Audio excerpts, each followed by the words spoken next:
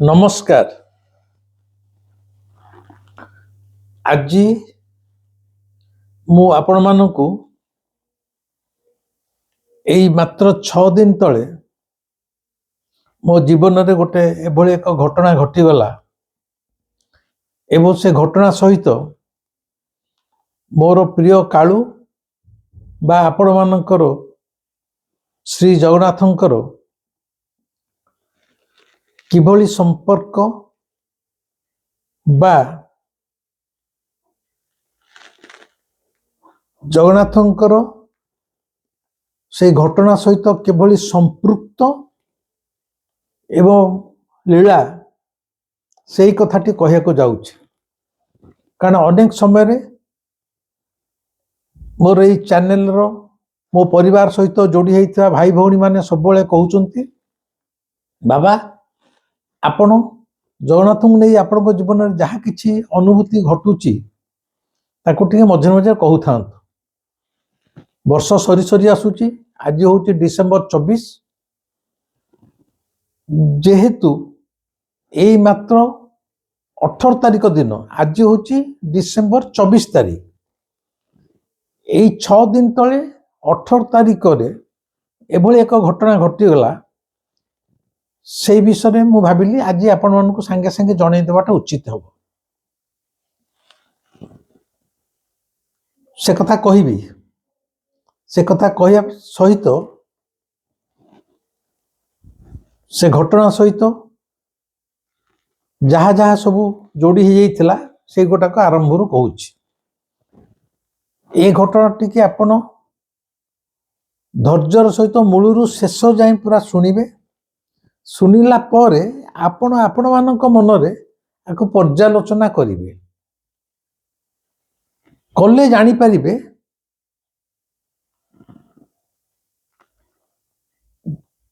ଜଗନ୍ନାଥ ପ୍ରକୃତରେ ଗୋଟେ ନିର୍ଜୀବ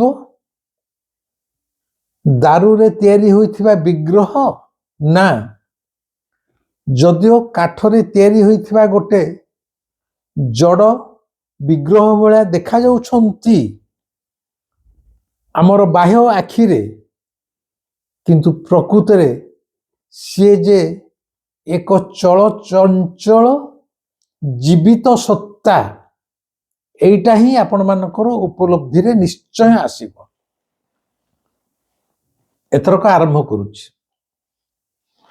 ଆଗରୁ କହିଦଉଛି, ମୁଁ ଭୁବନେଶ୍ୱରରେ ଯୋଉଠି ରୁହେ ସେ ଘର ସାମ୍ନାରେ ଗୋଟେ ସୁନ୍ଦର ପାର୍କ ଅଛି ଏବଂ ପ୍ରତିଦିନ ସେ ପାର୍କକୁ ସକାଳୁ ଅନେକ ନାରୀ ପୁରୁଷ, ଛୋଟ ପିଲାଠୁ ଆରମ୍ଭ କରି ଯୁବକ ଯୁବତୀଙ୍କଠୁ ଆରମ୍ଭ କରି ପରିଣତ ବୟସରେ ମୋ ଭଳି ଉପନୀତ ହୋଇଥିବା ନାରୀ ପୁରୁଷମାନେ ମଧ୍ୟ ମର୍ଣ୍ଣିଂ ୱାକ୍ ପାଇଁ ଆସନ୍ତି। ମୁଁ ମଧ୍ୟ ୱିଦାଉଟ୍ ଫେଲ୍ ପ୍ରତିଦିନ ସେଇ ପାର୍କକୁ ଚାଲିବାକୁ ଯାଇଥାଏ ଏବଂ ମୁଁ ଘଣ୍ଟା ଦେଖିକି ଅବିକଳ 45 ମିନିଟ୍ ସେ ପାର୍କ ଚାରିପଟେ ମୁଁ ଘୁରି ଚାଲୁଥାଏ। 45 ମିନିଟ୍ 46 ହବନି କି 44 ବି ହବନି, ଘଣ୍ଟା ଦେଖି ଠିକ୍ 45 ମିନିଟ୍ ମୁଁ ଚାଲେ। ଆପଣ ପଚାରିବେ 45 ମିନିଟ୍ କାହିଁ ଚାଲନ୍ତି? ନା, ମୋ ଡାକ୍ତର ମୋତେ କହିଛନ୍ତି 45 ମିନିଟ୍ ହେଉଛି ଠିକ୍ ସମୟ, ତାକୁ ଘଣ୍ଟେ କରିବେନି କି ଅଧଘଣ୍ଟେ କରିବେନି, 45 ମିନିଟ୍ ଆପଣଙ୍କ ପାଇଁ ସଫିସିଏଣ୍ଟ। ଏଇ ଯୋଉ ମୁଁ 45 ମିନିଟ୍ ଚାଲେ, ମୁଁ ଚାଲିବା ସମୟରେ କାହାରି ସହିତ କଥାବାର୍ତ୍ତା କରେନି ଏବଂ ମର୍ଣ୍ଣିଂ ୱାକ୍ ପ୍ରକୃତରେ ଆପଣମାନଙ୍କୁ ବି ଜଣେଇ ଦେଉଛି, ଯଦି କୋଉମାନେ ମର୍ଣ୍ଣିଂ ୱାକ୍ କରୁଥିବେ, ମର୍ଣ୍ଣିଂ ୱାକ୍ କଲାବେଳେ ମୁଁ ଏଠି ଦେଖୁଛି ଲୋକମାନେ ପରସ୍ପର ସହିତ ବିଭିନ୍ନ ବିଷୟରେ କଥାବାର୍ତ୍ତା କରି ଭଡ଼ ଭଡ଼ ହେଇକି ଚାଲିଥିବେ। ସେ ଘର କଥା, ଚାକିରି କଥା, ଦରମା ବଢ଼ିଆ କଥା, ଝିଅର ବାହାଘର କଥା। ମର୍ଣ୍ଣିଂ ୱାକ୍ର ନିୟମ ହେଲା, ଯେତେବେଳେ ଆପଣ ଚାଲୁଛନ୍ତି ସେତେବେଳେ ପୁରା ନୀରବରେ ଚାଲିବେ, କାହାରି ସହିତ ଗପସପ କରିବେନି। ଯଦି ଗପସପ କରି ଭଡ଼ ଭଡ଼ିକି ଚାଲୁଛନ୍ତି, ମର୍ଣ୍ଣିଂ ୱାକ୍ରେ ଆପଣ ଯୋଉ ଫାଇଦାଟା ପାଇବା କଥା, ସେ ଏନର୍ଜିଟା ଯାହା ସଂଗୃହୀତ ହବା କଥା ତାହା ନଷ୍ଟ ହୋଇଯାଇଥାଏ। କାରଣ ଆପଣଙ୍କ ପାଟି ସବୁବେଳେ ଚବର ଚବର ହଉଥାଏ, ଶକ୍ତି ବାହାରକୁ ଚାଲି ଯାଉଥାଏ। ମୁଁ କାହାରି ସହିତ କଥାବାର୍ତ୍ତା କରିନି, ନୀରବରେ ଚୁପଚାପ ଗୋଟିଏ ଗୋଟିଏ ଚାଲେ। କିନ୍ତୁ ମୋର ସିଷ୍ଟମ ହେଲା, ଯେହେତୁ ମୁଁ 45 ମିନିଟ୍ ଧରି ଚାଲିବି, ମୋର ସମୟଟା ଭଲରେ କଟିଯିବା ପାଇଁ ମୁଁ କ'ଣ କରେ, ମୋ ସହିତ ମୋବାଇଲ ନେଇଥାଏ। ୟୁଟ୍ୟୁବରୁ ମୁଁ ସ୍କ୍ରଲ୍ କରି ଦେଖେ, ସେ ଭିକାରୀ ବଳଙ୍କର ଭଜନ ଜଣାଣ ହେଇଥାଏ, ଅନୁପ ଜଲୋଟାଙ୍କର ଜଣାଣ ହେଇପାରେ, ଜଗଜିତ ସିଂର ଗଜଲ ହେଇପାରେ, ରାଜ କାପୁରର ହିନ୍ଦୀ ଫିଲ୍ମର ପୁରୁଣା ଫିଲ୍ମ ଗୀତ ହେଇପାରେ, ମୁକେଶର ହଉ, ମାନାଦେର ହଉ, ହେମନ୍ତ କୁମାରଙ୍କର ହଉ, ଏକଦମ ପୁରୁଣା ହିନ୍ଦୀ ଫିଲ୍ମ ଗୀତ ହେଇପାରେ, ବା କବିରଙ୍କର ଦୋହା ବି ହେଇପାରେ। ମୁଁ ଏମିତି ବାଛେନି କିଛି, ମୁଁ ୟୁଟ୍ୟୁବରେ ସ୍କ୍ରଲ୍ କରିଦିଏ, ଅଟୋମେଟିକ ଯୋଉ ସ୍କ୍ରଲରେ ଯାହା ଆସିଗଲା, ସେ ହିନ୍ଦୀ ଫିଲ୍ମ ଗୀତ ଆସିଲେ ମୁଁ ସାଙ୍ଗେ ସାଙ୍ଗେ ତାକୁ ଟଚ୍ କରିଦିଏ। ଗୀତ ବାଜୁଥିବ, ମୁଁ ଚାଲିବା ଆରମ୍ଭ କଲି, ସେଣିକି ସେ ହିନ୍ଦୀ ଫିଲ୍ମ ଗୀତ ଆସୁ କି ଭଜନ ଜଣାଣ ଆସୁ, ମୋର ତା ପାଇଁ କିଛି ତଫାତ ନାହିଁ। ମୋ ପାଇଁ ସଙ୍ଗୀତ ହେଲା ମୁଖ୍ୟ।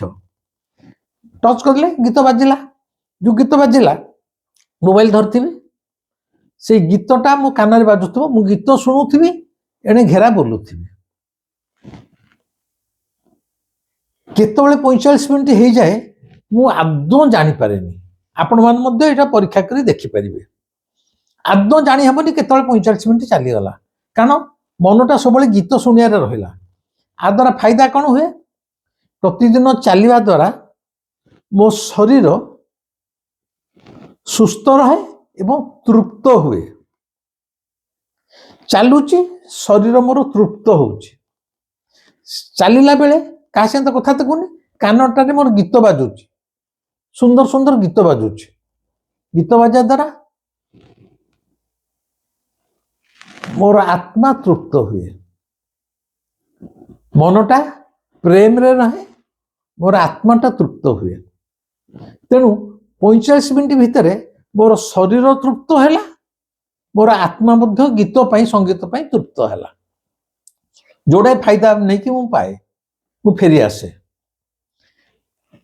ଏଇ ଯୋଉ ନଭେମ୍ବର 18 ତାରିଖ କଥା କହୁଛି, ନଭେମ୍ବର 18 ତାରିଖ ଦିନ ସକାଳୁ ଯେତେବେଳେ ମୁଁ ମର୍ଣ୍ଣିଂ ୱାକରେ ପାର୍କ ଭିତରେ ଚାଲିବା ଆରମ୍ଭ କଲି, ଯେତେବେଳେ ୟୁଟ୍ୟୁବରେ ଗୀତ ସ୍କ୍ରଲ୍ କରି କଲି, ମୁଁ ତ ନିର୍ଦ୍ଦିଷ୍ଟ କୋଉ ଗୀତ ଶୁଣିବି କିଛି ବାଛେନି, ସ୍କ୍ରଲ୍ କରୁ କରୁ ଯୋଉ ଗୀତ ଆସିଲା, ସେଦିନ ଆସିଗଲା ଜଗଜିତ ସିଂ ଗାଇଥିବା କେତେ ଗୁଡେ ରାମ ଭଜନ, ଅଟୋମେଟିକ ଚାଲି ଆସିଲା। ଅଟୋମେଟିକ ମୁଁ ମାରିଦେଲି। ଜଗଜିତ ସିଂ ଯୋଉ ଗୀତ ଯୋଉ ଆସିଗଲା, ଯୋଉ ପ୍ରଥମ ଗୀତଟା, ମୁଁ ସେଇ ଗୀତଟା ମଧ୍ୟ ଆପଣଙ୍କୁ ତାର ଗୋଟେ ପଦ ଶୁଣେଇ ଦଉଛି। ଆପଣମାନେ ସମସ୍ତେ ଶୁଣିଥିବେ, ନ ଶୁଣିଥିଲେ ମଧ୍ୟ ୟୁଟ୍ୟୁବରେ ସର୍ଚ୍ଚ କରି ମଧ୍ୟ ଶୁଣିବେ, ଏଇଟା ମଧ୍ୟ ମୋର ଅନୁରୋଧ ରହିଲା। ସେ ଗୀତଟା କ'ଣ ଥିଲା? ଅଟୋମେଟିକ ଚାଲିଗଲା ସେ ଗୀତଟା, ମୁଁ ତାକୁ ବାଛିନି। ସେ ଗୀତଟା କ'ଣ ମୁଁ ବୋଲିକି ଶୁଣି ଦଉଛି। ଗୋଟେ ଶୁଣିଥିବେ ଜଗଜିତ ସିଂଙ୍କର, हे राम जग में सजो तेरा नाम, हे राम तू ही माता तू ही पिता है, तू ही माता तू ही पिता है, हे राधा का तू श्याम, तू हे राधा के श्याम, हे राम तू अंतर्जामी सकल स्वामी, तू अंतर्जामी सबका स्वामी, तेरे चरणों में चार धाम, हे राम आ पर पदटा शुणु जो बाजुଥାଏ, ମୁଁ ଚାଲୁଥାଏ। तू ही बिगाड़े तू ही संभारे, तू ही बिगाड़े तू ही संभारे, इस जग में सारा काम, तू ही बिगाड़े तू ही संभारे, इस जग में तेरा काम, हे राम। ମୁଁ ସଙ୍ଗୀତଜ୍ଞ ନୁହଁ, ଗଧ ଭଳିଆ ବୁଲିଲି। ଆପଣମାନେ ମୋ ଗୀତ ଗଧର ସ୍ୱର ଶୁଣି ସହ୍ୟ କଲେ, ସେଥିପାଇଁ ମୁଁ କୃତଜ୍ଞ। ଏଇ ସ୍ୱରଟାରେ କାହିଁ ବୋଲି ଜଗଜିତ ସିଂ ଶୋରେ ବୋଲି ନ ପାରିଲେ ମଧ୍ୟ ଆପଣ ଏଟା ୟୁଟ୍ୟୁବରେ ଶୁଣିପାରିବେ। ଏଇ ଯୋଉ ତୃତୀୟ ପଦଟା ଯେତେବେଳେ ବାଜିଲା, ତୁ ହି ବିଗାଡେ ତୁ ହି ସମ୍ଭାରେ ଇସି ଜଗ ମେ ସାରେ କାମ, ମାନେ ଏ ସଂସାରରେ ତୁଇ ଯାହା କିଛି ସବୁ ବିଗାଡୁଛୁ ଏବଂ ତୁଇ ମଧ୍ୟ ତାକୁ ସମ୍ଭାଳୁଛୁ। ଇସ ଜଗ ମେ ସାରେ କାମ, ଏ ଦୁନିଆରେ ଯେତେ ପ୍ରକାର କାମ ଅଛି, ସାରେ କାମ, ଏ ସଂସାରରେ ବା ଆମ ଜୀବନରେ ଯେତେ ପ୍ରକାର କାମ ଅଛି, ସାରେ କାମ, ସେ ସବୁକୁ ତୁ ବିଗାଡୁଛୁ, ମାନେ ବିଗାଡି ଦଉଛୁ ତୁ, ତାପରେ ସମ୍ଭାଳୁଛୁ ମଧ୍ୟ ତୁ। ମତେ ଏଇଟା ଯେତେବେଳେ ମୁଁ ଶୁଣୁଥିଲି ମତେ ଲାଗିଲା, ମୁଁ କହିଲି ପ୍ରକୃତରେ ଯିଏ ୟାକୁ ଲେଖିଛି ସେ ଯେ ଗୋଟେ ଅନୁଭବୀ ମଣିଷ, ଈଶ୍ୱର ଉପଲବ୍ଧ ମଣିଷ, ଏଥିରେ କିଛି ସନ୍ଦେହ ନାହିଁ। କାରଣ ଈଶ୍ୱର ତ ଗୋଟେ ସମ୍ପୂର୍ଣ୍ଣ ଏକମାତ୍ର ସତ୍ତା, ତାକୁ ତମେ ଜଗନ୍ନାଥ କହ, ଯୀଶୁ କହ, ଆଲ୍ଲାହ କହ, ଯାହା ବି କୁହ, ମୋ ପାଇଁ ସେ ମୋର ପ୍ରିୟ କାଳୁ ଜଗନ୍ନାଥ। ପ୍ରକୃତରେ ଜଗନ୍ନାଥ ଏଭଳି ଠାକୁର ବା ଈଶ୍ୱର ଏଭଳି ଜଣେ, ସିଏ ଆମମାନଙ୍କ ଜୀବନରେ କୀଳା ଦିଅନ୍ତି ସିଏ, ଏବଂ ସେ କୀଳାକୁ ବାହାର କରନ୍ତି ମଧ୍ୟ ସିଏ, ଦୁଃଖ କଷ୍ଟ ଜଳା ଯନ୍ତ୍ରଣା ଦିଅନ୍ତି ସିଏ, ସେଥିରୁ ମଧ୍ୟ ଆମକୁ ମୁକ୍ତ କରନ୍ତି ସେଇ। ତାଙ୍କ ବିନା ଏଠି କିଛି ହୁଏ ନାହିଁ। ତେଣୁ ଯେତେବେଳେ କିଛି ଆମେ ଦୁଃଖ କଷ୍ଟ ଜଳା ଯନ୍ତ୍ରଣା ଭୋଗ କରୁଛେ, ଆମ ପ୍ରାରବ୍ଧ ପାଇଁ ହଉ ବା କର୍ମ ପାଇଁ ହଉ, କିନ୍ତୁ ଅଲ୍ଟିମେଟଲି ସେ ଈଶ୍ୱର ହିଁ ସେଇଟା ଦଉଛନ୍ତି, ପ୍ରାରବ୍ଧର ଦଣ୍ଡଟା ସେଇ ଦଉଛନ୍ତି। କିନ୍ତୁ ଯେଉଁମାନେ ଈଶ୍ୱରଙ୍କ ପାଖରେ ପୂର୍ଣ୍ଣ ପ୍ରାଣରେ ସମର୍ପଣ କରିଛନ୍ତି, ସେଇମାନଙ୍କୁ କେବଳ ଈଶ୍ୱର ସେଇ ବିପଦରୁ ହଉ ଜ୍ୱାଳା ଯନ୍ତ୍ରଣାରୁ ହଉ ଖୁବ୍ ଶୀଘ୍ର ଉଦ୍ଧାର କରି ନିଅନ୍ତି। ଯେଉଁମାନେ ଈଶ୍ୱରଙ୍କ ପାଖରେ ସମର୍ପିତ ନୁହନ୍ତି, ସେମାନେ ଚିରକାଳ ଦୁଃଖ ଯନ୍ତ୍ରଣାରେ ଘାଣ୍ଟି ହେଇ ମରନ୍ତି। ସେଇ ଲୋକ ସେଥିରୁ ଉଦ୍ଧାର ପାଏ ଯିଏ ଈଶ୍ୱରଙ୍କ ପାଖରେ ମନ ପ୍ରାଣ ହୃଦୟରେ ନିଜକୁ ସମର୍ପଣ କରିଦେଇଛି। ତେଣୁ ଜଗଜିତ ସିଂ ଯୋଉ ବୋଲିଲେ, ତୁ ହି ବିଗାଡେ ତୁ ହି ସମ୍ଭାରେ ଇସ ଜଗ ମେ ସାରେ କାମ, ତୁ ବିଗାଡୁଛୁ ଏବଂ ତୁ ମଧ୍ୟ ତାକୁ ତାପରେ ସମ୍ଭାଳୁଛୁ, ଏ ଜଗତରେ ସମସ୍ତ କାମ ତୁ ହିଁ କରୁଛୁ। ହେ ରାମ ବା ଆମେ କହିବା ହେ ଜଗନ୍ନାଥ, ମୁଁ କହିବି ହେ କାଳୁ ହେ କାଳୁ। ସେଦିନ ସକାଳେ ଶୁଣିଲି, ଗୀତ ଭଲ ଲାଗିଲା, ଚାଲି ଆସିଲି। କିନ୍ତୁ ସେଦିନ ସକାଳରେ ଅଟୋମେଟିକ ୟୁଟ୍ୟୁବକୁ ସ୍କ୍ରଲ କରୁ କରୁ ଏଇ ଯୋଉ ଗୀତଟି ଆସିଥିଲା, ସେ ଗୀତଟି ଯେ ସେଇ ନଭେମ୍ବର 18 ତାରିଖ ଦିନ ସନ୍ଧ୍ୟା ବେଳକୁ ଯୋଉ ମୋ ଜୀବନରେ ଯୋଉ ଘଟଣାଟି ଘଟିଯିବ ତା ସହିତ ଏଇଟା ସମ୍ପର୍କିତ ଥିଲା, ସକାଳେ ମୁଁ ତାହା ଜାଣିପାରିନଥିଲି। ଯାହା କିଛି ଘଟଣା ଘଟେ, ଈଶ୍ୱର ଯାହାକୁ ଭଲ ପାଆନ୍ତି ସେ ଆଗରୁ ମଧ୍ୟ ସୂଚନା ଦିଅନ୍ତି। ସେ ସୂଚନାଟାକୁ ଧରି ପାରିବାଟା ହେଲା ବଡ଼ କଥା। ମୁଁ କିନ୍ତୁ କହୁନି ମୁଁ ସେ ସୂଚନାକୁ ଧରି ପାରିଥିଲି ବୋଲି, କିନ୍ତୁ ସେଇଦିନ ସକାଳେ ଯେ ଏଇ ଗୀତଟା ଆସିଥିଲା, ସେଇଟା ସେଇଦିନ ରାତିରେ ମୁଁ ଅନୁଭବ କଲି ଯେ ସେ ଯୋଉ ବୋଲା ହେଇଥିଲା, ତୁ ହି ବିଗାଡେ ତୁ ହି ସମ୍ଭାରେ, ମାନେ ତୁ ହି ବିଗାଡ଼ିବୁ ତୁ ହି ସମ୍ଭାଳିବୁ। ବର୍ତ୍ତମାନ କହୁଛି ସେଦିନ କ'ଣ ଘଟଣା ଘଟିଲା। ନଭେମ୍ବର 18 ତାରିଖ, ଆଜିକି ଠିକ୍ 6 ଦିନ ତଳେ ମୁଁ ସନ୍ଧ୍ୟାବେଳେ ଭୁବନେଶ୍ୱରରେ ଗୋଟେ କାମରେ ରାମ ମନ୍ଦିର ପାଖକୁ ଯାଇଛି। ମୋର ଗୋଟେ ବଡ଼ ଦୋକାନ ଭିତରକୁ ଗୋଟେ ନିର୍ଦ୍ଦିଷ୍ଟ କାମ ପାଇଁ ଯିବାର ଥିଲା। ସେଇ ଦୋକାନର ସାମ୍ନାଟା ଆଜିକାଲି ସବୁ ମୋଟା ମୋଟା କାଚର ଦରୱାଜା ଲାଗୁଛି, ତମକୁ ପୁସ୍ କରି ଭିତରକୁ ଯିବାକୁ ପଡ଼ିବ, ଭିତରୁ ଆସିଲା ବେଳକୁ ପୁଲ୍ କରିକି ଆସିବାକୁ ପଡ଼ିବ, ଭିଡ଼ିକି ଆସିବାକୁ ପଡ଼ିବ, ମୋଟା ମୋଟା କାଚର। ମୁଁ ଯୋଉ ଦୋକାନ ଭିତରକୁ ଯାଉଥିଲି ସେତେବେଳକୁ ସନ୍ଧ୍ୟା 7:30 ହବ। ସେ କାଚ ସାମ୍ନାରେ ସାଧାରଣତଃ ଯଦି ନାଲି ଅକ୍ଷରରେ ବଡ଼ ବଡ଼ ଅକ୍ଷରରେ ଲେଖା ଯାଇଥାନ୍ତା, ମାନେ ପୁସ୍ କି ପୁଲ୍ ଯାହା ଗୋଟେ ଲେଖା ହେଇଥିଲେ ଗୋଟେ ଦୃଷ୍ଟିକି ଆସନ୍ତା, ସେଠି କିଛି ଲେଖା ହେଇନଥିଲା। ଏକରେ ମୋର ଆଖିର ପାୱାର ଟିକେ ଦୁର୍ବଳ, ମୁଁ ସବୁବେଳେ ଚଷମା ବ୍ୟବହାର କରେ, ସେଥିରେ ପ୍ରତି ରାତି 7:30, से दुकान गोटे बड़ बड़ गछ जो दुकान लाइन होती सेठी गुड़े गुड़े गछ भी अच्छी मत मुझे गली मत जना पड़ा काचटा जमा मत दुसिलानी एत ट्रांसपेरेंट मत दुसिला टोटालटा मेला अच्छी मुझे तरतरे थी खूब दौड़ी गला भाया खूब तरतरे जोर जोर जाकि मुझे तो मेला अच्छी मु भूस कि जो पशिगली मोर ये मुंडटा दुम कि माड है से काच डोरी काचटा एत मोटार माने मो चषमा सहित दुम कि माड है मात्र कि माने एते जोश माड है साउंड है मुझे से तले पड़गली एवं से साउंड जो माडरे से दुकान भितर तार जो मालिक और तार पिला माने बाहर चली आसिले मत तलु उठिला बेलू मो मुंड फाटिक रक्त धार धार हुए मो चषमा उपर रक्त बोझ आगुआ कहीदे कौ जगह माड होता ये जो जगह देखा यही मोर बाँ पट यही जगहटा एडी केके गोटे छोट लेंबू भाया एडी केके एमती गोटे आबू हो गला आपण ठीक जना पड़ू नई जो भूलतार बाल ता भितर ये जो आंगुटा देखा ये भितरटा कणा हो जाठू भस भस रक्त बाहर मोर काच फाच सब रक्त रहीगला ये मुंडटा एडिके फुलीगला जोरे माड हो माने मोर जेन चेता किसी ना जमी एत जोशे माड हो भीषण जंत्रणा होता काटू थे से दुकान मालिक से आबूटा को चापिकी धरी था चापिकी माने ब्लड टाइम तो क्लट करनी मत से धरी धरिकी पिला सी पाखे गोटे मेडिसिन दुकान को गले से जो फार्मासीस्ट था से कौन टे स्प्रे करदेला ब्लडटा क्लट करने कौन टे सल्यूशन टे मारिदे कि कहला आप जातु हरी एन राति कूड़े जाए घरे जातु ब्लड ब्लड क्लट होगा आप राति केवल बरफ घसतु है आउ जातु ना जब को डाक्तर को देखेबे देखई दिंतु कौन गोटे मेडिसिन खायापी मुझे जो स्थितावस्था आसला मत आनी मो कार बसईदे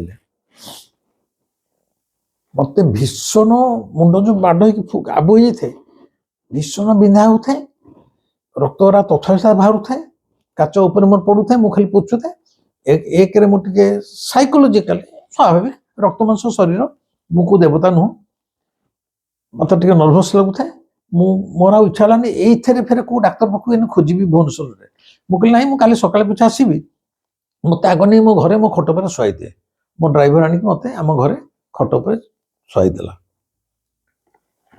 मुझे खट पर शोगली एमती बोली मुझे मो रूम में पशिगली मो स्त्री देखनी मो पुओ ऑफिस अच्छी मो झील भी देखनी आग मो तकिया पिका शोगली माने मो निज खट देखिए जब देह फेर असुस्थ हो निज खट उपर आग टे पड़गला टे साइकोलोजिकली भल लगे आग पड़गली एठू आपण कथाटा को मार्क करूँ मु ठीक आसिक पड़ी आसिक सांगे सांगे पड़ी ये काली सकाल पछे को डाक्तर पाखु जी एत मो मोबाइलटा बाजिला मोबाइलटा जो बाजिला हेलो किए से ना सर मु शुभ्रा कहूँ ता ना हूँ झीटे फोन करता मत सांगे सांगे मुझे पहुंची शोची पटा स्क्रीन फोन आसला सांगे सांगे ता ना हूँ शुभ्रा पुष्पा शुभ्रा पुष्पा आम कटकर झील से दिल्ली रे यूपीएससी दवाई आईएएस परीक्षा दवाई सिविल सर्विस दवाई से नहीं कोचिंग नहीं दिल्ली रे रुहे से मते तार गुरु हिसाब से ग्रहण कर तार माँ भी पुष्पलता नायक सी भी मते बाबा हिसाब से संबोधन करती शुभ्रा पुष्पार गोटे भाई सी गोटे थर पुरी बसा को मो पाखु आसी मचे देखा कर शुभ्रा पुष्पा गोटे खूब खूब भल झीटे भल झील कहले जहाँ बुझे आप बुझे खूब भल शांत शिष्ट अति सरल निर्मल हृदय झीटे सी दिल्ली रे जेहेतु रही कोचिंग निए मझे मझे केतले मझे मझे माने 2-4 मासरे थरे मते फोन करी बाबा आपण केमिति अछंती बा सी को परीक्षा देवाक जाऊँगी भल मत पचारि था हठात तार फोनटा आसला मुझे यार शुभ्रपुषा हठात ना मु बाबा आज କଟକ ଫେରୁଛି ମାନେ ଓଡ଼ିଶାକୁ ଆସୁଛି। ଆଉ ବର୍ତ୍ତମାନ ମୁଁ ଟ୍ରେନରେ ବସିଲି। ଟ୍ରେନ୍ 12 ଘଣ୍ଟା ଲେଟ୍ ଥିଲା, ସକାଳୁ ଛାଡ଼ିବା କଥା। ବର୍ତ୍ତମାନ ସନ୍ଧ୍ୟା ପ୍ରାୟ 8ଟା ହେଇଗଲାଣି, ଆଉ ମୁଁ ବର୍ତ୍ତମାନ ଟ୍ରେନରେ ବସିଲି। ଏଇଟା ଆପଣଙ୍କୁ ଜଣେଇଦେଲି ଯେ ମୁଁ ବର୍ତ୍ତମାନ ମାନେ ମୁଁ ପରଦିନ କଟକରେ ସକାଳେ ପହଞ୍ଚିବି। ଜଷ୍ଟ ଆପଣଙ୍କୁ ଜଣେଇଲି, କ୍ୟାଜୁଆଲି ସେ କହିଲା। ଆଉ ଆପଣ କେମିତି ଅଛନ୍ତି? ସେ ସବୁବେଳେ ପଚାରେ ମୁଁ କେମିତି ଅଛି। ମୁଁ କହିଲି ନାଇଁ ମା, ମୋର ଏଇନେ ଗୋଟେ ଆକ୍ସିଡେଣ୍ଟ ହେଇଗଲା, ମୁଣ୍ଡଟା ଫାଟି ଯାଇଛି, ବଡ଼ ଆବୁଟେ ହେଇଯାଇଛି, ମୋତେ ଟିକେ କଷ୍ଟ ହେଉଛି, ଆମେ ପରେ କଥାବାର୍ତ୍ତା ହେବା। ନା ହଉ ବାବା, ଆପଣ କେୟାର ନିଅନ୍ତୁ ନିଜର, ବରଫ ଘଷନ୍ତୁ, ଆପଣ ଶୋଇପଡ଼ନ୍ତୁ କହି ଫୋନ୍ କାଟିଦେଲା। ଶୁଭ୍ରା ଫୋନ୍ କାଟିବାର ବେଶୀ ହେଲେ 5 ମିନିଟ୍ ପରେ ଆଉ ଗୋଟେ ଫୋନ୍ ଆସିଲା। ଆଉ ଜଣେ ଯୁବକ କରୁଛନ୍ତି। ମୁଁ କହିଲି ବାବା ତମେ କିଏ ସେ କରୁଛ? ନା ମୁଁ ଶୁଭ୍ରା ପୁଷ୍ପାର ଭାଇ। କ'ଣ ହେଲା? ନା ଶୁଭ୍ରା ମୋତେ କହିଲା ଆପଣଙ୍କର ଏମିତି ଗୋଟେ ଆକ୍ସିଡେଣ୍ଟ ହେଇଯାଇଛି ବୋଲି।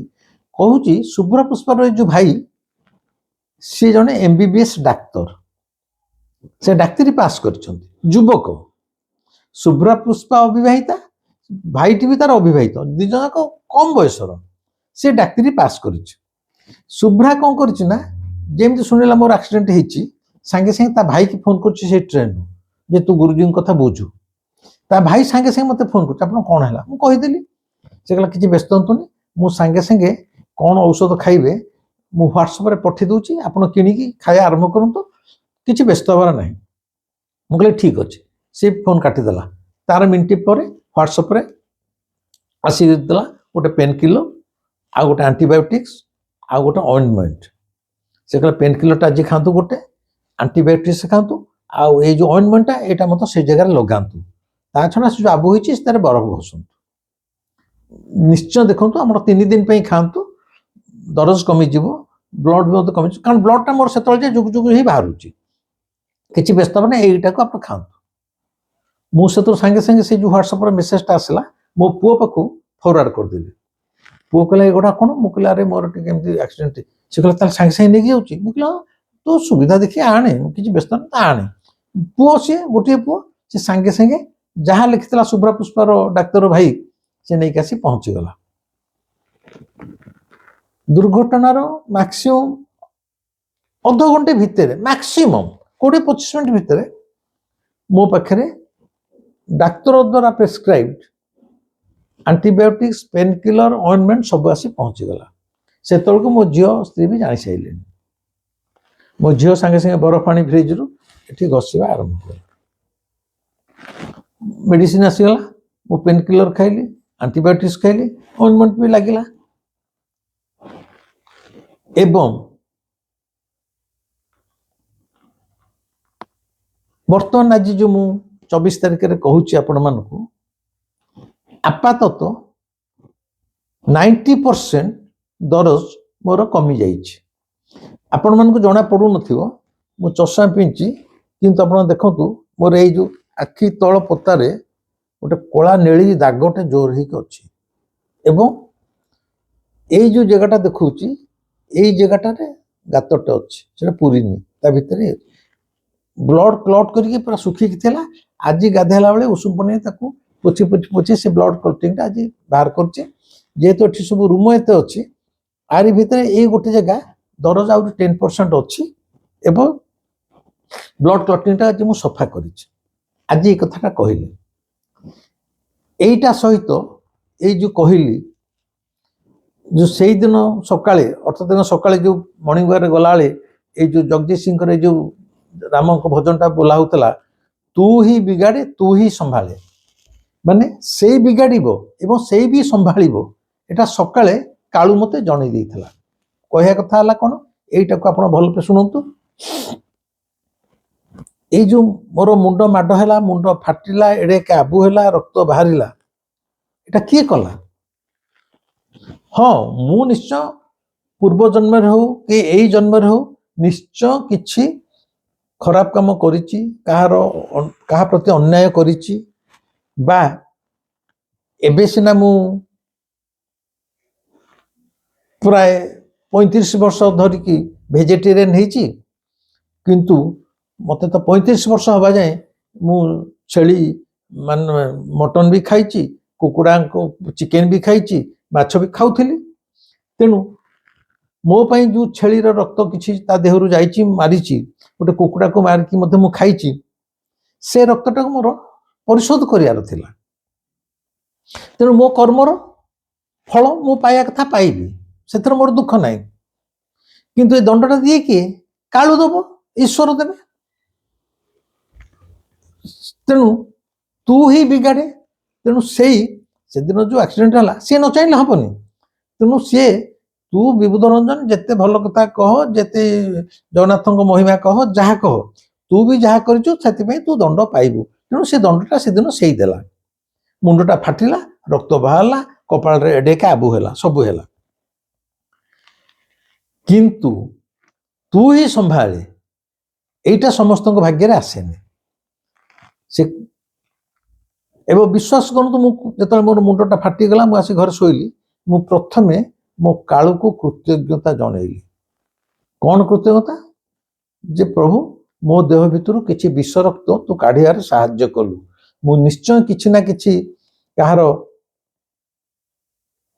ଅମଙ୍ଗଳ ଚିନ୍ତା କରିଥିଲି, କାହା ପ୍ରତି କୌଣସି କିଛି ମୋ ଦ୍ୱାରା କି ଆଘାତ ପ୍ରାପ୍ତ ହେଇଥିଲା, କି ଯାହା ହେଇଥିଲା, ମୋର ଦଣ୍ଡ ପାଇବାର ଥିଲା। ତୁ ସେ ଦଣ୍ଡଟା ଆଜି ଦେଲୁ, ସେଥିପାଇଁ ମୁଁ କୃତଜ୍ଞ। ଏବଂ ସେ ଦଣ୍ଡରୁ ମୁଁ ଆଜି ମୁକ୍ତ ହେଇଗଲି। ମୁଁ କାଳୁକୁ କୃତଜ୍ଞତା ଜଣେଇଥିଲି। ମୁଁ କେତେବେଳେ ଅଭିଯୋଗ କରେନି, ଅସନ୍ତୋଷ ପ୍ରକାଶ କରେନି, କି ତାକୁ ଗାଳି ଦିଏନି ଏଇଥିପାଇଁ। କିନ୍ତୁ ଯେହେତୁ ମୁଁ ଦାବି କରିପାରିବିନି ମୁଁ କେତେ ଦୂର ତା ପ୍ରତି ସମର୍ପିତ, କିନ୍ତୁ ମୁଁ ଦେଖିଛି ସମସ୍ତ ବିପଦ ବେଳେ ମଧ୍ୟ ବିପଦ ଦିଏ ସିଏ, ବିଗାଡ଼େ ସିଏ, ସମ୍ଭାଳେ ମଧ୍ୟ ସିଏ। ମୋ କ୍ଷେତ୍ରରେ, ମୋ ଜୀବନରେ ଯେମିତି ମିଛ ମହାତ୍ମା ବେଳେ 3-4 ମାସ ମୁଁ ବଣ ଜଙ୍ଗଲରେ ଅଖିଆ ବୁଚିଲି, ପୋଲିସ ମତେ ଖୋଜିଲା, ନାହିଁ ନଥିବା ଜୀବନର ଯନ୍ତ୍ରଣା, ସେ ଯନ୍ତ୍ରଣା ଦେଲା ସିଏ। କିନ୍ତୁ 4 ମାସ ଭିତରେ ପୋଲିସ ମଧ୍ୟ ମତେ ଧରି ପାରିନଥିଲା କି ବାନ୍ଧି ପାରିନଥିଲା, ସେଥିରୁ ମୁକୁଳେଇଲା ମଧ୍ୟ ସେଇ। ହାର୍ଟ ପାଇଁ 4 ଦିନ ଆଇସିୟୁରେ ପଡ଼ିଲି ବେହୋସ ହେଇକି, ଅପରେସନ ହଲକୁ ଗଲି, କିନ୍ତୁ ଅପରେସନ ହେଲାନି। ନ ହେଇକି ମୁଁ ବାହାରି ଆସିଲି। ଅପରେସନ ପାଇଁ ଡାକ୍ତର ରେଡି ହେଇକି, ମାନେ ଆନେସ୍ଥେସିଆ ହେଇଛି। ଡାକ୍ତର ଦେଖି କାବା ହେଲେ। ଆଇସିୟୁରେ ପଡ଼ିଥିବା 3-4 ଦିନ ଧରିକି ଯୋଉ ମଣିଷଟା, ଯୋଉଥିପାଇଁ ସେମାନେ ଦେଖିଥିଲେ ଆର ବ୍ଲକେଜ ଆସିଛି, ଦେଖିଲେ ବ୍ଲକେଜ ବୋଲି କିଛି ନାହିଁ, ତାକୁ ମଧ୍ୟ କାଳୁ ସାଙ୍ଗେ ସାଙ୍ଗେ ବିନା ଅପରେସନରେ ସି ତାର କରିଦେଲା। ମତେ ଔଷଧ ଖାଇବାକୁ ପଇଲାନି। ମୁଁ 5 ଦିନ ଫେରେ ଡିସଚାର୍ଜ ହେଲି ଏଇ ଭୁବନେଶ୍ୱର କେୟାର ହସ୍ପିଟାଲରେ। ଏ ଅନୁଭବ ମୋର ଅଛି, ମରଣାନ୍ତକ ଅନୁଭବ। ଅପରେସନ ଥିଏଟରକୁ ହାର୍ଟ ଅପରେସନ ପାଇଁ ଯିବା ହଉ, କି ମିଛ ମହାତ୍ମାରେ ବଣ ଜଙ୍ଗଲରେ ଲୁଚିଆ ହଉ, ଅବିକଳ ସେମିତି ସେଦିନ ଯୋଉ ମୁଣ୍ଡ ଫାଟିଗଲା, ମୁଁ ଚାଲି ଆସିଲି। ମୁଁ ତାର ଦିନ ବି ସକାଳୁ ଯାଇପାରିଥାନ୍ତି, କିନ୍ତୁ ପ୍ରଭୁ କହିଲା ତତେ ଯୋଉ ଦଣ୍ଡ ଦେବା କଥା ଦେଲି, କିନ୍ତୁ ସେଥିପାଇଁ ବ୍ୟସ୍ତ ହନି, ମୁଁ ଅଛି। ମାନେ ପିଲାବେଳେ ମୁଁ ଦେଖିଛି ମୋ ବୋଉ, ମୁଁ ଦୁଷ୍ଟାମି କଲେ ମତେ ପିଟିବ, ନିର୍ଧମ ପିଟିବ। ଦୁଷ୍ଟାମି କଲେ ମତେ ଏମିତି ପିଟେ ମୋ ବୋଉ, ମୋ ଦେହ ହାତ ଦରଜ ହେଲା ଭଳିଆ ହବ। ସେଇ ବୋଉ ସନ୍ଧ୍ୟା ବେଳକୁ ମୋର ପ୍ୟାଣ୍ଟ ସାର୍ଟ କାଢିଦବ, ମୁଁ ସେତେବେଳେ 3ୟ-4ର୍ଥ ପଢୁଥାଏ, ମତେ ଲଙ୍ଗୁଳା କରି ଶୁଆଇଦବ, ତେଲ ଉଷୁମ କରିକି ମୋ ଦେହ ହାତ ସବୁ ଘଷିବ। ଏବଂ ସେତେବେଳେ ସିଏ କାନ୍ଦିକି କହୁଥିବ, ବିଭୁ ତୁ କାହିଁ ଏତେ ଦୁଷ୍ଟ ହଉଛୁ, ତୁ କାହିଁ ସୁନା ପିଲା ହଉନୁ, ମୁଁ ଏତେ କଥା କହୁଛୁ ତୁ ମୋ କଥା ଶୁଣୁନୁ। ମାନେ ଯୋଉ ସକାଳେ ବାଡିଥିବ, ସେଥିପାଇଁ ସେ କାନ୍ଦିକି ମୋ ଦେହରେ ତେଲ ଘଷୁଥିବ, ମୋ ବୋଉ। ତେଣୁ କାଳୁ କହିଲା ତୋର ମୁଣ୍ଡ ଫାଟିଗଲା, ରକ୍ତ ହେଲା, ମୁଁ ବି ଦୁଃଖିତ, କିନ୍ତୁ ବ୍ୟସ୍ତ ହନି। ମାନେ କାହିଁ କହୁଛି, ସେ ସାଙ୍ଗେ ସାଙ୍ଗେ ମୋର ଔଷଧର ବି ବ୍ୟବସ୍ଥା କରିଦେଲା। ସାଙ୍ଗେ ସାଙ୍ଗେ ଆସିକି ଖଟ ଉପରେ ଶୋଇଛି। ଧର ଶୁଭ୍ରା ପୁଷ୍ପା, ସିଏ ତାର ଟ୍ରେନରେ ବସିଲା, କଟକ ଫେରିଥାନ୍ତା, ମତେ ନିହାତି ଫୋନ କରି ଜଣେଇବା ଯେ ମୁଁ ଟ୍ରେନରେ ବସିକି ଆଜି କଟକ ଯାଉଛି, କିଛି ମାନେ ନଥିଲା, ଆଦୌ ମାନେ ନଥିଲା। କିନ୍ତୁ ସେ ସେତିକି ବେଳେ ଠିକ ସେଇ ସମୟରେ, ଧର ସେ 4ଟା ବେଳୁ ତାର ଟ୍ରେନ ଲାଗିଥାନ୍ତା, ସେ କହିଥାନ୍ତା ଯେ ମୁଁ ଟ୍ରେନରେ ବସିଲି, 4ଟା ବେଳକୁ ମୋର କିଛି ଆକ୍ସିଡେଣ୍ଟ ହେଇନଥାନ୍ତା। ଆଉ ଆକ୍ସିଡେଣ୍ଟ ହେଲା ପରେ ମୁଁ ତ ଶୁଭ୍ରା ପୁଷ୍ପାକୁ ଫୋନ କରି କହିନଥାନ୍ତି ଯେ ମୋର ଆକ୍ସିଡେଣ୍ଟ ହେଇଛି ବୋଲି। ଯଦି 4ଟା ବେଳୁ ସେ ଫୋନ କରିଥାନ୍ତା, ହେଇନଥାନ୍ତା। ମୁଁ କହିବା କଥା, ତାର ଟ୍ରେନଟା ঠিক 12 ଘଣ୍ଟା ବିଳମ୍ବ ହେଇଛି ମୋ ପାଇଁ, କାରଣ ମୁଁ ଶୁଭ୍ରା ପୁଷ୍ପା ଦ୍ୱାରା କାଳୁ ମୋତେ ଇମିଡିଏଟ୍ ଟ୍ରିଟମେଣ୍ଟର ବ୍ୟବସ୍ଥା କରିବ ଏବଂ ରାତି 8ଟା ବେଳକୁ ତାର ଟ୍ରେନ୍ ଲାଗୁଛି ଏବଂ ସେଇ 8ଟା ବେଳକୁ ସେ ମୋତେ ନ କହିଲେ କିଛି ନାହିଁ, କିନ୍ତୁ ସେ ଫୋନ୍ କରୁଛି। ସେ ଜାଣିପାରୁନି କାହିଁ ଫୋନ୍ କରୁଛି, ଏଇଥିପାଇଁ କାଳୁ ତା ମୁଣ୍ଡ ଭିତରେ ଦେଇ ଏତକ କରଉଛି। ଫୋନ୍ କଲା ମାତ୍ରେ ସେ ତା ଭାଇ କହିଲା, ତା ଭାଇ ଦେଖିବାକୁ ଡାକ୍ତର, ତେଣୁ ସିଏ ବି ସାଙ୍ଗେ ସାଙ୍ଗେ ଔଷଧ ପଠେଇଦେଲା। ତାର ତ କାଳୁ କହିଲା ଯଦିଓ ତୋର ମୁଣ୍ଡ ଫାଟିଛି, ତୁ 15 ମିନିଟ୍ ତଳେ ଆସି ଏଠି ଶୋଇଛୁ, ତୁ କୌଣସି ଡାକ୍ତର ପାଖକୁ ଯିବା ଦରକାର ନାହିଁ, ତୁ ଯୋଉ ଟ୍ରିଟମେଣ୍ଟ ହେବା କଥା ମୁଁ ଏଇଠୁ ସବୁ ତୋର ବ୍ୟବସ୍ଥା କରିଦଉଛି। ତେଣୁ ଶୁଭ୍ରା ପୁଷ୍ପା ସେଇ ସମୟରେ ମୋତେ ଫୋନ୍ କରିବା ଆଦୌ କାକତାଳୀୟ ନୁହେଁ, not at all accidental, it is all pre design, it is pre design by Kalu. ସେ ଆଗରୁ ତାର ସବୁ ବ୍ୟବସ୍ଥା କରିଛି। ସକାଳେ ମୋତେ ପାର୍କରେ ଗଲାବେଳେ ଆର୍ବିଟ୍ରାରି ମୁଁ ଗୋଟେ ସ୍କ୍ରଲ୍ କରିବାକୁ ଏଇ ଯୋଉ ପ୍ରଥମ ଗୀତଟା ଆସିଲା, ତୁ ହିଁ ବିଗାଡ଼େ ତୁ ହିଁ ସମ୍ଭାଳେ, ଏଇଟା ଏଇ ରାତିରେ ଯୋଉ ଦୁର୍ଘଟଣା ହବ ତାର ଏକ ସାଙ୍କେତିକ ସନ୍ଦେଶ ଥିଲା। ମୁଁ ବିଗାଡ଼ିବି କିନ୍ତୁ ମୁଁ ବି ତୋ କଥାଟା ସମ୍ଭାଳିବି। ତେଣୁ ଶୁଭ୍ରା ପୁଷ୍ପା ସେଇ ମୁହୂର୍ତ୍ତରେ ଫୋନ୍ କରିବା ଏବଂ ସାଙ୍ଗେ ସାଙ୍ଗେ ତା ଭାଇ ମଧ୍ୟ ଦେଖିବାକୁ ଡାକ୍ତର, ସେ ମଧ୍ୟ ମେଡିସିନ ଦବା। ଏଗୁଡ଼ା ଆପଣମାନେ କ'ଣ ଭାବୁଛନ୍ତି ମୁଁ କହିପାରିବିନି, ଏଗୁଡ଼ା ଆଦୌ ଆକ୍ସିଡେଣ୍ଟାଲ ନୁହେଁ, ଏଗୁଡ଼ା ସବୁ କାଳୁ ସାଙ୍ଗେ ସାଙ୍ଗେ କରେଇଦେଲା। ଏବଂ ତାପରେ ମୋତେ କୁହାଗଲା ଏଇ ଯୋଉ ଆବୁଟା ଏଡ଼େକେ ହେଇଗଲା ଯେ ବହୁ ଜାଗାରେ ଦେଖାଯାଇଛି, ସେ ଆବୁଟା ଆଉ ସବସାଇଡ୍ କରେନି, କେତେକଙ୍କର ସେ ଆବୁଟା ଉଚ୍ଚା ହେଇକି ରହିଯାଏ, ବ୍ଲଡ କ୍ଲଟ୍ କରିକି ରହିଯାଏ।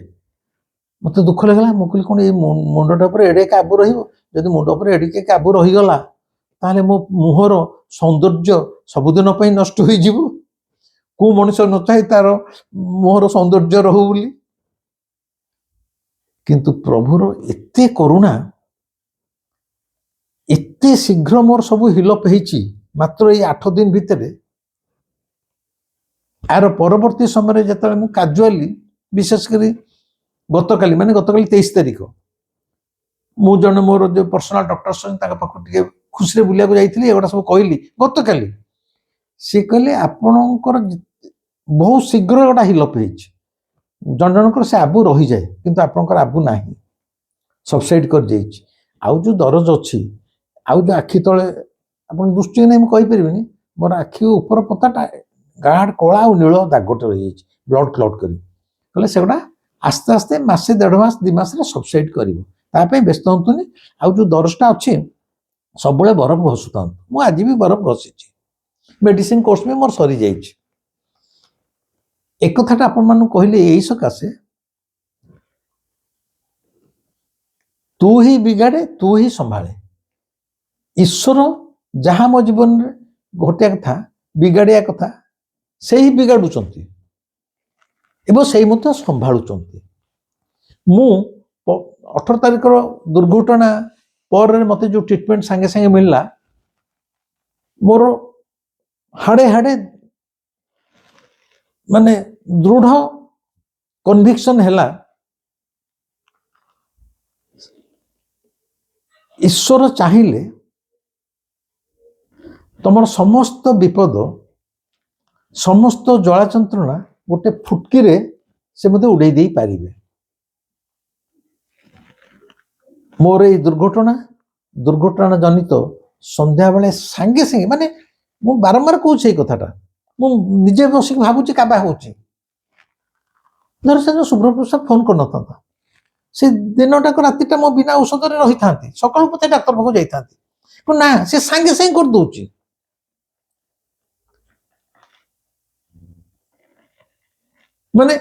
ଦୁର୍ଘଟଣା ଘଟଉଛି ସିଏ, ଔଷଧର ବ୍ୟବସ୍ଥା ମଧ୍ୟ କରୁଛି ସିଏ। ତେଣୁ ମୋର କହିବାର କଥା ହେଲା, ବନ୍ଧୁ ଭାଇମାନେ, ଜଗନ୍ନାଥଙ୍କ ପାଖରେ ନିଜକୁ ସମ୍ପୂର୍ଣ୍ଣ ସମର୍ପଣ କରିଦିଅନ୍ତୁ। ମୁଁ ଯୋଉ ବାରମ୍ବାର ଏ କଥାଟା କହୁଛି କାହିଁ ଜାଣିଛନ୍ତି, ମୋର ଅନୁଭୂତି ଏଗୁଡ଼ା। ଏଇ ସକାଶେ କହୁଛି, ମୋର ଏଇ ଛୋଟିଆ ଜୀବନରେ ଜଗନ୍ନାଥଙ୍କୁ ନେଇ ମୋର ଯେତିକି ଅନୁଭୂତି ଅତି ବିରଳ। ପ୍ରତି ମୁହୂର୍ତ୍ତରେ ମୁଁ ଅନୁଭବ କରେ ସେ ଯେମିତି ମୋ ପାଖେ ପାଖେ ଅଛି। ମୋର ଭଲ ମନ୍ଦ ସବୁ ବୁଝୁଛି। ତା ଅର୍ଥ ନୁହେଁ ମୁଁ ଜୀବନରେ ଦୁଃଖ ପାଉନି। ଚତୁର୍ଥ ଶ୍ରେଣୀ ବୋଉ ମରିବା ଠାରୁ ଆଜି ଯାଏଁ ଅକଥନୀୟ ଏଭଳି କେତେ ଜଳା ଯନ୍ତ୍ରଣା ଅଛି ଯୋଉଟା ମୁଁ ଆପଣମାନଙ୍କ ଆଗରେ ଏମିତି ଖୋଲାଖୋଲି ସମସ୍ତଙ୍କ ଆଗରେ କହିପାରିବି ନାହିଁ। ନାହିଁ ନଥିବା କଷ୍ଟ, ଜଳା ଯନ୍ତ୍ରଣା। ଆଉ କେହି ହେଇଥିଲେ ସୁଇସାଇଡ୍ କରି ମରି ସାରନ୍ତାଣି, ମୁଁ କିନ୍ତୁ ବଞ୍ଚିଛି। ତେଣୁ ମୁଁ କହିବା କଥା, ତା ପାଖରେ ସମର୍ପଣ କରିଦେଲେ ଆପଣ ଭାବନ୍ତୁନି ସୁଖରେ ରାଜସିଂହାସନରେ ବସିବେ। ନା, ଦୁଃଖ ଆସିବ, କଷ୍ଟ ଆସିବ, ସବୁ ଆସିବ, କିନ୍ତୁ ସବୁବେଳେ ଅନୁଭବ କରିବେ ସେ ଆପଣଙ୍କ ସାଙ୍ଗରେ ଅଛି। ଯେତେବେଳେ ଏ ଅନୁଭବଟା ଆସିଯିବ ସେ ଆପଣଙ୍କ ସାଙ୍ଗରେ ଅଛି, ସେତେବେଳେ ଦୁଃଖଟା ଦୁଃଖ ଭଳିଆ ଲାଗିବନି, ବରଂ ସେ ଦୁଃଖଟା ସୁଖରେ ପରିଣତ ହେଇଯିବ ଯେ ପ୍ରଭୁ ମୋ ସହିତ ଅଛି। ମୁଁ ଯୋଉ ଏତେ ଦାନ୍ତ ଦେଖି ହସି କଥା କହୁଛି, ଆ ପଛରେ ମୋର କାଳୁ, ସିଏ ମୋର ସାହସ, ସିଏ ମୋର ଭରସା, ସିଏ ମୋର ବିଶ୍ୱାସ। କାଳୁ ପ୍ରତି ମୁହୂର୍ତ୍ତରେ ଅଛି। ତେଣୁ ତା ପାଖରେ ନିଜକୁ ସମର୍ପଣ କରନ୍ତୁ। ଖାଲି ମୋ କଥା ଶୁଣିକି ଖୁସି ହୁଅନ୍ତୁନି, ନିଜକୁ ସେ ଅନୁସାରେ ପରିବର୍ତ୍ତନ କରନ୍ତୁ। ଜୀବନରେ ଯାହା ଆସୁଛି ତା ପାଇଁ ଚିନ୍ତା କରନ୍ତୁନି। ଭାବନ୍ତୁ ସିଏ ଦେଲା, ସିଏ ତାର ବୁଝିବ ସେ କଥା। ତମେ ମାନେ ସେଇଥିପାଇଁ ବ୍ୟସ୍ତ ହବାର କିଛି ନାହିଁ। ତମେ ମାନେ ଯେତେବେଳେ, ଆମେ ମାନେ ଯେତେବେଳେ ନିଜେ ବ୍ୟସ୍ତ ହେଇଯାଉଛୁ, ଆମକୁ ସମାଧାନର ବାଟ ଖୋଜିବାକୁ ପଡୁଛି। ମୋ ଜୀବନରେ ଯେତେବେଳେ ଘଟେ, ମୁଁ କହେ ତୁ ତ ଦେଲୁ, ଆର ସମାଧାନର ରାସ୍ତା ବି ତୁ ଖୋଜ, ମୋର କିଛି ଜାଣିବା ଦରକାର ନାହିଁ। ତେଣୁ ମୁଁ ଗୋଟେ ବହି ଲେଖିଛି, ତା ନାଁ ହଉଛି ସମର୍ପଣରେ ସମାଧାନ। ଯଦି ତମେ ସମର୍ପଣ କରିଦେଲ, ସେଇ ସମର୍ପଣ ହିଁ ତମର ସମାଧାନ। କାଳୁକୁ ଭଲ ପାଆନ୍ତୁ, କାଳୁକୁ ପୂଜା କରନ୍ତୁନି, କାଳୁକୁ ପ୍ରେମ କରନ୍ତୁ। ପୂଜା ଭିତରେ କାଳୁ ନଥାଏ। ପୂଜା ଭିତରେ ଯଦି ଜଗନ୍ନାଥ ଥାନ୍ତେ, ତାହେଲେ ଏଠି ସମସ୍ତେ ଜଗନ୍ନାଥଙ୍କର କୃପା ପାଉଥାନ୍ତେ। ସମସ୍ତେ ଘରେ ପୂଜା କରୁଛନ୍ତି। ପୂଜା ଭିତରେ ସେ ନଥାଏ, ସେ ଥାଏ ତମର ପ୍ରେମରେ, ସେ ଥାଏ ତମର ଭାବରେ।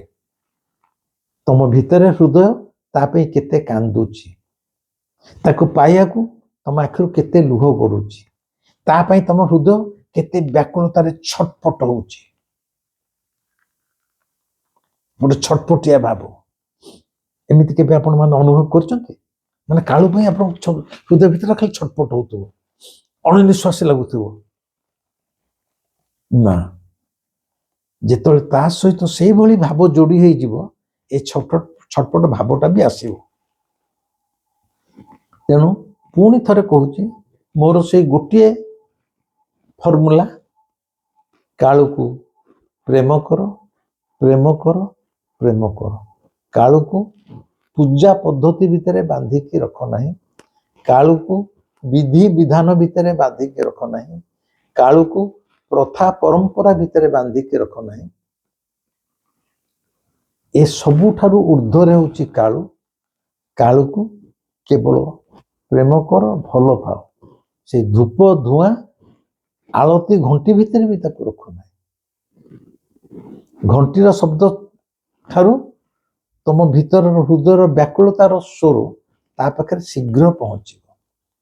ପହଞ୍ଚିଲେ ଦେଖିବ କାଳୁ ତୁମର, ସେ ତୁମର ସବୁ କଥା ସିଏ ବୁଝିବ। ମୋ ଜୀବନରେ ସତ କଥା କହୁଛି, ସବୁ କଥା ସିଏ ବୁଝୁଛି। ଆଉ ଖାଲି ବୁଝୁନି, ସେ ଏଭଳି ସବୁ ବ୍ୟବସ୍ଥା କରୁଛି, ଅନେକ ବ୍ୟବସ୍ଥାକୁ ମୁଁ ସତରେ କହୁଛି ମୁହଁ ଖୋଲି କହିପାରିବିନି। ଯଦି କେବେ ମୋ ଆଶ୍ରମକୁ ଆସିବେ, ମୋ ପାଖରେ ବସିବେ, ହୁଏତ ଆହୁରି କିଛି କିଛି ଅତି ନିଜର ଅନୁଭବର କଥା ମୁଁ ମୁହଁ ଖୋଲି କହିପାରିବି। କାରଣ ଏଇଟା ଗୋଟେ ସୋସିଆଲ ମିଡିଆ ପ୍ଲାଟଫର୍ମ, ଏଥିରେ ସବୁ କିଛି ଖୋଲିକି କୁହାଯାଇପାରେ ନା। କିଏ କେତେବେଳେ ଗାଳି ଦେଲାଣି, କିଏ କେତେବେଳେ କ'ଣ କଲାଣି, କିଏ କହିଲାଣି ଇଏ ଗୋଟେ ପରମ ବଡ଼ ଭକ୍ତ, ଇଏ ଗୋଟେ ହଉଛି ଠକ, ମୁଁ ସେଟା ଶୁଣିବାକୁ ଚାହୁଁନି। ଏଇ ଥିଲା ଏଇ ନଭେମ୍ବର 18 ତାରିଖରେ ମୋର ଯୋଉ ଦୁର୍ଘଟଣାରେ ମୁଁ ସମ୍ମୁଖୀନ ହେଇକି ମୋ ମୁଣ୍ଡ ଆଜି 6 ଦିନରେ ଦେଖନ୍ତୁ, ଆପଣ ଦେଖିଲେ ଜାଣିପାରୁନଥିବେ, ଏଠି ଗୋଟେ ମୁଣ୍ଡ ଫାଟିଥିଲା, ଏଠି ଗୋଟେ ଆବୁ ଥିଲା, ଲୋକ କହୁଥିଲେ ଆବୁ ଭଲ ହବନି। ଆଜି ସବୁ କିଛି ସମାନ। ହଁ, 10% ଦରଜ ଅଛି, ଏ ଭିତର ଗାତଟା ଗୋଟେ ଅଛି, ବାଳ ଅଛି ବୋଲି ଜାଣିପାରୁନୁ, ସେଟା ପୂର୍ଣ୍ଣ ହେଇନି, ଧୀରେ ଧୀରେ ହବ। କିନ୍ତୁ ସେଇ ମତେ ଦୁର୍ଘଟଣାରେ ପକେଇଲା ସିଏ, ସେଥିରୁ ମୁକୁଳେଇଲା ବି ସିଏ। ଏବଂ ଆଜି ଆଉ ଗୋଟେ सूचना दौची जो मैंने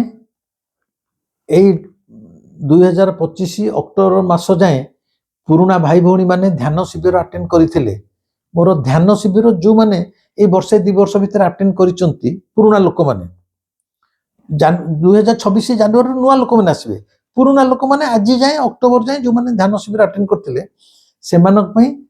से पुराना ध्यान शिविर अटेंड करता लोक मानक आसंता फेब्रुआरी मासरे पुरी ठारे गोटे ध्यान शिविर अनुष्ठित हेबो पुरी ठारे एवं समुद्र कूल जेकोसी एक स्थान रे ध्यान शिविर अनुष्ठित हेबो तारीख पर जन दिज्व जो मैंने पुराना लोक जो मैंने ध्यान आगु शिविर अटेंड कर ध्यान शिखिं द्वितीय स्टेज शिक्षापी प्रथम स्टेजटा शिखिं द्वितीय स्टेज शिक्षापी चाहूँगी भूल भटका हो रिविजन करने को चाहूँगी चाहिए से माने पप्पू महाराज सहित कंटाक्ट कर जोगाजोग कर तारीख फारिक किसी नहीं फेब्रुआरी मासरे हम तारीख फारिक सबू जन दिज्व जो मानकर आग्रह पुराना ध्यान शिविर अटेंड करिथिबा ध्यानी माने माँ भौणी माने पुरुष नारी समस्ते जो मैंने चाहिए द्वितीय स्टेज शिक्षापी से पुराना लोक मैंने आउ थे ध्यान शिविर को आसापी से आसंता फेब्रुआरी मासरे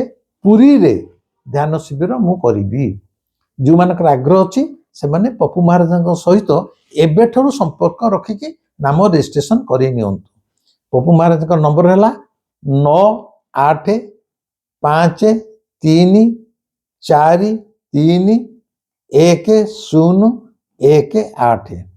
9853431018 एटा हला जो मैंने ध्यान आगु शिखिं से आसंता फेब्रुआरी मासरे पुरी ठारे हम जो मानक आग्रह अच्छी से मैंने पप्पू महाराज पाखे नाम रजिस्ट्रेशन एबेठू करु ए भिडियोटी केमिति लागला मते निश्चय कहिबे एवं पुणी थरे सेई कालूर कथाटा कहि दउची